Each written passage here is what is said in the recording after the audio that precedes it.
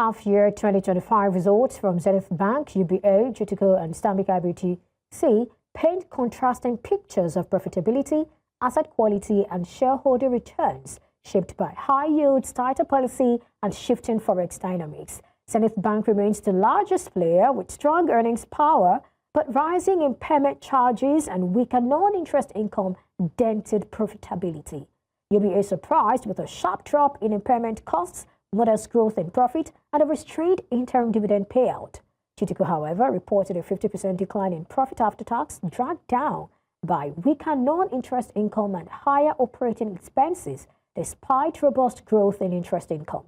Stanbic IBTC, while the smallest of the four, outperformed peers on shareholder returns with the highest interim dividend and a competitive earnings per share. Now, joining me for more on this, I have with me Mtilda, Adefalujo, investment research analyst at Meristem. Thank you so much for joining me today, Mtilda.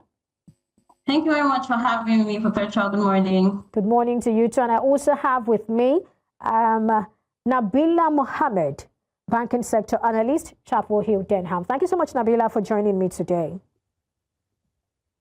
Thank you for having me. All right, let's begin with your initial comments on, these banks. There are four of them, so you might just start with anyone. Let's begin with you, Mtilda. Hi.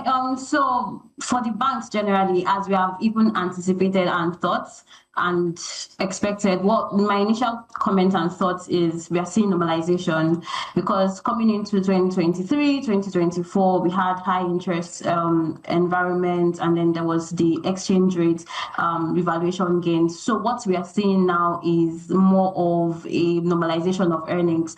Most of them, especially for Zenith Bank, we see that they still maintained growth in their gross earnings, even though the pace of growth is slower compared to when they had triple digits, double digits growth between 2023 and even even into 2024, right? And then for their incomes, so we'll see that most of the reduction was on their non-interest income, and we're looking at other income, we're looking at trading gains. For instance, Zenith Bank recorded a reduction in their trading gains, gains on their trading books declined significantly, gains on even interest on trading bonds also declined significantly. So I don't think this is very, very unexpected, because even when you'd see that was even what led to the Central Bank of Nigeria's the governor of the CBN talking about them not paying out gains from their evaluation gains and even what they booked on trading, because it's not as if it's not sustainable, but we all know that it was windfall. So I do not think that this is unexpected, to be honest. It's generally expected based on the dynamics or the environment in which they played in at the time. And that also explains the reduction in their profit after tax and earnings per share that was recorded during the period. So pretty much expected. I'm seeing them going back to 2022 levels at best. Talking about this, but when you look at GTCO, we're looking at a 50.4% year-on-year contraction in profit after tax. Isn't that too huge? Let me get Nabila to speak on that. So for GTCO, you would agree with me that last year at H1 2025, what they reported in terms of earnings was over 1 trillion. So they're coming from that high base. And it was largely as a result of over 620 billion that they recorded in terms of unrealized fair value gains as a result of the devaluation that happened, just like my colleague Mtilda mentioned. Now, that, with FX disappearing, we are seeing them coming back to normal levels, coming back to pre-devaluation levels, and that is what really impacted their book. And that was what resulted in the 50% year-on-year drop relative to H124. That high base on the back of the FX gains that they recorded had resulted into the drop that we saw in non-interest income. Even though, yes, we did see that their interest income grew at around 31.5%. If we drill it down to other lines in the income statement, we did see that there was some level of pressure when we relate it to how the other banks or how its other peers performed, just speaking to the likes of Zenith that had very strong performance in terms of its interest income over the period that we also had GT. And again, another thing that I would, aside the FX thing, another thing that I would like to mention around this result is the fact that if we look at what the balance, the loans and advances where we did see that their loans and advances actually grew by 19%, which is the highest among the other three, that's UBA and Zenith. And it just speaks to the fact that things are indeed getting normal. We're starting to actually record core loan growth in the double digits, not just for one bank, just like we had, or a couple of banks like we had last year. We're seeing them, lend out more. And again, this also lends credence to what the CBN has started to do, which is to reduce the CRR. So just speaking to GTCO's numbers generally, number one, FX things are no longer there. The impairment charges dropped, and it was largely expected because it was one of the two banks that had zero forbearance with the CBN, the second being Stanbic. So it was expected that we should see that their impairment will not be as high as the others when we compare them to the others. So those two things, yes, filtered into the drop in profit after tax for GT. But then we're seeing them strong in terms of, improving their loan growth from a core perspective. All right, that's a positive for you. Well, specifically for Zenith now, though it leads in many metrics. I mean, when you look at all of that, it's like Zenith is on number one, right? But its loan impairment charge was quite high, and that also impacted its profit. And then we also saw a deterioration in the cost-to-income ratio. Should investors be worried about that? Nabila, let me get your thoughts on that before I move on to... Okay. So for Zenith, yes, we know that Zenith had regulatory forbearance, and it was expected that we should see that impact their impairment charges. That means their cost of risk. And as a result, we, in fact, just speaking to how much it was an impact, how much of an impact it was, we had 14.4 times quarter-on-quarter expansion in impairment charges during Q2 25 relative to what we saw in Q1 25. And that, resulted in the jump that we saw on a year-on-year basis, just speaking to H1 25 relative to H1 24. Cost of risk now 14.3%. But what we like about that, despite this, jump in impairment, is that we were able to see them increase, be more profitable in terms of their core earnings. Their interest income grew significantly. It was one of the best across board, really, with the recent results that we saw that their net interest margin even came in much stronger. 11.9% was what they delivered relative to the other peers, just signaling that it was able to, deploy assets right and rake in enough income over the period. Another key thing was that we jumped at us with their results is that they were able to manage their costs effectively. They were able to just record 11.5% increase in interest expenses. So that really spoke to how well they were trying to be efficient despite the huge jump that we saw in impairments that sort of filtered into their profitability. And again, another surprising thing that I believe was positive for us, because we all know what the forbearance rule came with. They're not allowed to pay dividends, they're not allowed to pay bonuses, they're not allowed to invest in subsidiaries. But then again, we did not just see Zenith come to announce dividend. They announced a 25% increase in interim dividend per share. So in as much as we saw that jumbo size impairment charges during the period, we were still able to show that they indeed came out of it well. And again, if you look at their books, what we noticed in-house was that they had a write-off of around 1.2 trillion from their stage 3 loans. And this is, in our view, it speaks to probably the loans that were under this regulatory forbearance, some of the forborne loans that they were able to write off. Now, it's not that they will write it off and just sit back. They would also aggressively, embark on recoveries, credit, just to ensure that in as much as it has been written off, they'll be able to recover those funds in the long run. So I think in as much as that jumbo size impairment happened, they were still able to show cost efficiency across other income lines. and were able to still announce dividend, and not just the normal dividend that they paid last year, a 25% increase during the period. All right, that's quite interesting. Mtilda, let me speak with you now. Now, surprisingly, UBA's impairment charges dropped by 46.9% year on year. So many persons didn't expect something like this. I guess forbearance exit didn't impact it as much as some persons anticipated.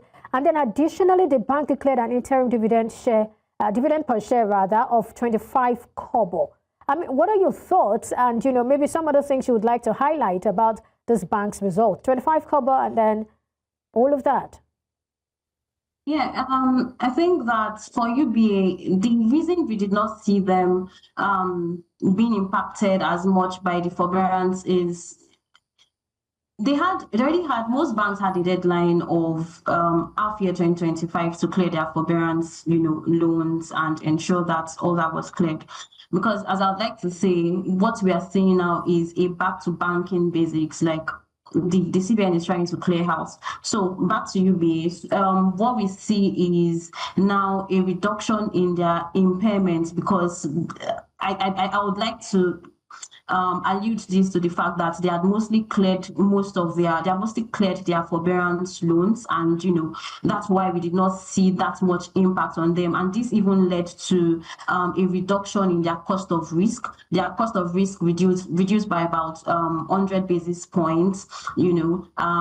So this is actually quite positive for them. Now, to look at some of their earnings, some of the numbers before we even go into the dividends, we see that again, just like I'd mentioned previously about Zenith, I'm trying to look at it from a standpoint of normalization. So if you look at the growth in their gross earnings, it's increased by about 17%. And the last time we saw that before the triple digit growth was in 2022. So that again shows that, in short, H1 2022, it was about the same, level of increase, about 17%, and now it's also 17% increase in gross earnings. So again, we are back to, okay, it's like we are closing 2023 and closing 2024 to say, okay, now away from all of these windfall earnings, away from higher, interests, significantly high interest environment, or even the significant FX gains. Now let us see what is driving the core earnings of banks, and that is what we see in UBA. There was also a reduction in a 25%-ish reduction in their non-interest income, which again is understandable. But I see that the winding down had already started since the beginning of 2024. Like they had already started to record gradual reduction in their non-interest income. So that is why even now the reduction in their non-interest income is not as great, right? Same for, I think, in Q1 2025, they had an increase, a 27% increase in their non-interest income, and that's because they had some increase in trading gains. So while we are saying that, banks, normalization, I see some banks, especially UBA, already making efforts to ensure that we don't stay or wallow in this normalization, right? So they recorded their interim dividend declaration was, like you said, 25 kobo. And I think that this is just in line with, I don't know whether to say in line with expectations really, but we see them doing as much as they can really to ensure that investors are confident in what they're able to do. And just like, all right, so Mtilda, let's close this one. Let's close the UBA conversation on, their 25 kobo interim dividend. Looking at the fact that every other metric, they did well across board. So why that particular over 80%, decline? Okay, so looking at, the last year, their last interim dividend was 2 naira per share, and now they are coming down to 25 kobo. So I believe that this is them also trying to, different ways to invest. It's either you pay out dividends or at least different measures of, making statements to investors. Either you pay out dividends to make them happy.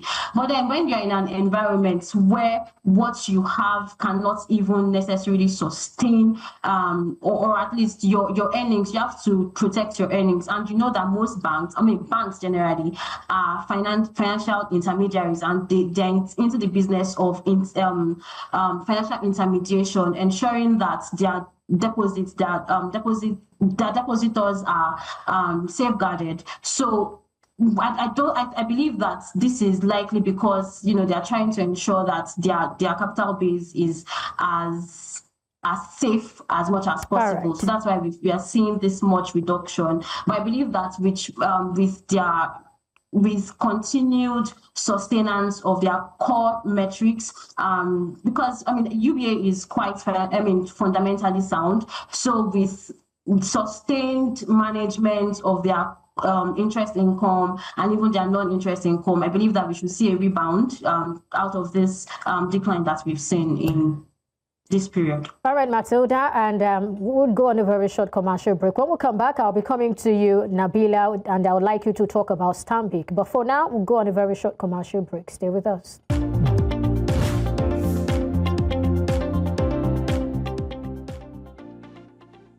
Stanbic, GTCO, UBA, and Zenith. These are the banks we're reviewing, and I have with me Mtilda. Thank you so much, Mtilda, for staying with me. I also have with me Nabila. Thank you, Nabila, for staying with me. All right, Nabila, before we went on that timeout, I said I would like to have your thoughts on Stanbic. What do you make of its result? So to be honest, Stanbic really stood out for me. And it stood out for me on a couple of items. The interest income and how they were able to grow that leg of their business. I'm talking about net interest income coming in at well over 50% in terms of growth year on year. An interesting fact is now the 4.3% drop in interest expenses over that same period. So it means that they were, again, cost efficient, just like we saw in the case of Zenith Bank over the same period. Yes, they are small if you look at the size from a total asset standpoint, total deposit standpoint, and a number of other metrics. But in terms of the ratios that we compare across these financial institutions, they really pulled, a lot of tricks out of the hat for H125. And aside the fact that we saw that strong core earnings in that regard, we also saw the fact that they were able to manage their operating expenses growth relative to operating income.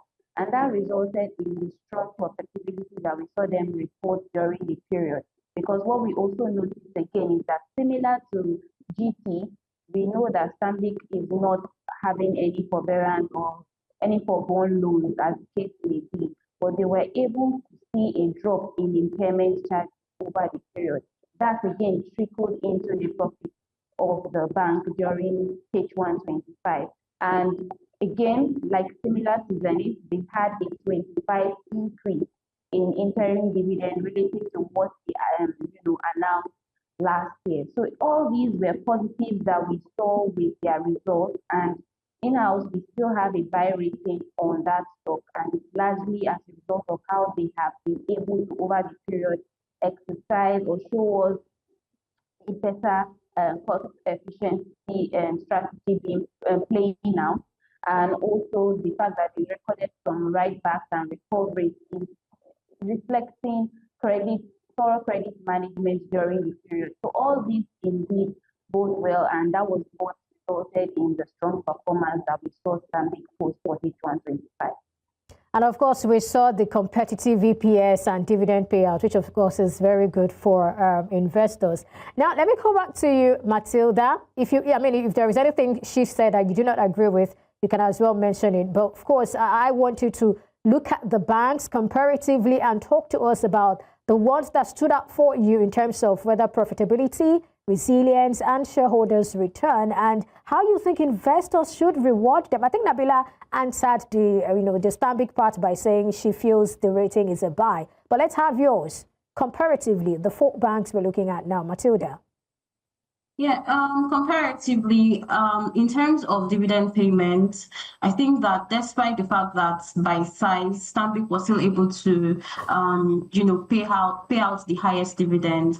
But one thing I'd like to note and let our investors know is that historically, Stanbic has always paid the highest interim dividend. So yes, we know that the likes of Zenith and GTCO, typically pay higher full year or final dividends, but then Stanbic coming out and paying like 250 kobo in interim dividend now is kind of expected because it is in line with their strategy, right? I believe that again, Stanbic in terms of I think they are exiting the forbearance issue way or before deadline also helped them to, just like Nabila had already mentioned, also helps them to significantly, or at least to an extent, increase their bottom line. So in terms of the bottom line, we see there's a trend already. Those that did not necessarily have issues with forbearance, we see them having increases in their bottom lines, their earnings per shares, and all of that. But one thing I'd like to note is that most banks in this period are facing similar issues, right? They might be different for different banks, and that is quite expected based on what your strategy is, how well you're able to optimize costs, how efficient you are in terms of minimizing costs and also maximizing value and even turning your liabilities and your assets, sweating your assets generally. So they are facing similar issues. And one thing I also like to note is that the first half of 2025 was quite tough for banks, even though I like to say that banks are generally resilient. So imagine having to raise funds in while also dealing with lower interest environment when you're used to high interest income or high earnings on fixed income yields and all of that. And then there is now the news on forbearance. So I believe that comparatively and also altogether, when you consider the performance of banks, I believe one thing that I would like to say is that overall they were able to maintain their resilience. And also the good thing is that despite all of the things that we've been talking about in terms of reduction in their trading gains, higher impairment, this is lower EPS, dividend per share. One thing is that the core metrics when we talk about what is the business of a bank, looking at their interest income, their ability to mobilize funds, their ability to advance loans and to their customers, that we still saw relative increases in that on that front. So that is good. Also, when you look at for all of them, they were also able to improve on their fees and commission income. So that means in terms of mobilizing funds from even though yes, we saw reduction in their non-interest income, but we also see that they were able to increase their fees and commission income on electronic banking, digital banking. So that means that despite the fact that this is somewhat suffering, they're able to also focus on other aspects of banking that can help them to consolidate their gains and earnings. And I also believe that in about 30 seconds, in 30 seconds. Yeah. So yeah, I believe that with the recent CBN's decision, to lower rates, there will be concerns that banks will probably not be able to. But then we have to also remember that the macro environment is getting better. So it means that the concerns that banks typically have about loans and advances, NPLs increasing beyond the prudential guideline of 5% is not really there as much as it used to. So it means that now banks have leeway to advance to their customers and also earn higher interest income, despite the fact that asset yield might reduce a little. But I like your tilt towards, core banking. Let's talk about core banking. But of course, as investors, there are some things we want to see, right? Thank you so much, Nabila Mohammed, banking sector analyst, Chapel Hill, Denham, for your time on the show today. Thank you for having me. Mtilda, Adefalujo, investment research analyst, Meristem. Thank you also for joining us today. Thank you for having me.